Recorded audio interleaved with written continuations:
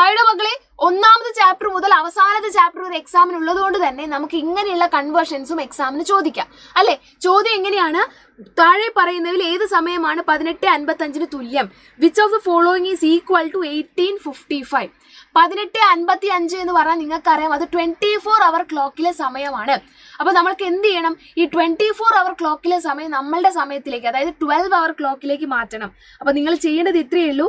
18:55 എന്ന് പറയുന്ന 24 അവർ ക്ലോക്കിലെ സമയത്തിൽ നിന്നും 12 മൈനസ് ചെയ്യുക. വെറുതെ ഒരു 12 അങ്ങ് മൈനസ് ചെയ്യുക. 5 5 8 2 പോയാൽ എത്രയാണ്? 6. അപ്പൊ ആൻസർ എന്താണ്? 6:55. വെറും 6:55 എന്നല്ല, 6:55 PM എന്ന് എഴുതണം.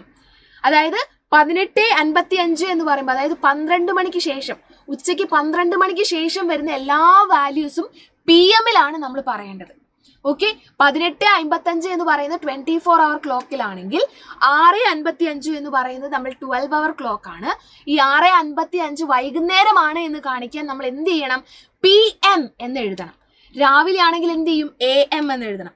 ഇത് മാറി ഇതിൽ ആൻസർ കുത്തിക്കഴിഞ്ഞാൽ നമ്മുടെ ആൻസർ തെറ്റിപ്പോവും. അപ്പൊ എപ്പോഴും ശ്രദ്ധിക്കുക, ഇതിന്റെ ആൻസർ 6:55 PM ആണ്. ഓക്കെ, അപ്പൊ ഈ ഒരു കാര്യം ശ്രദ്ധിച്ചിട്ട് വേണം ഈ ഒരു ചോദ്യങ്ങൾ ചെയ്യാനായിട്ട്. അടിപൊളിയായിട്ട് പഠിക്കാൻ, നമുക്ക് തകർത്ത് എക്സാം എഴുതാനുള്ളതാണ്.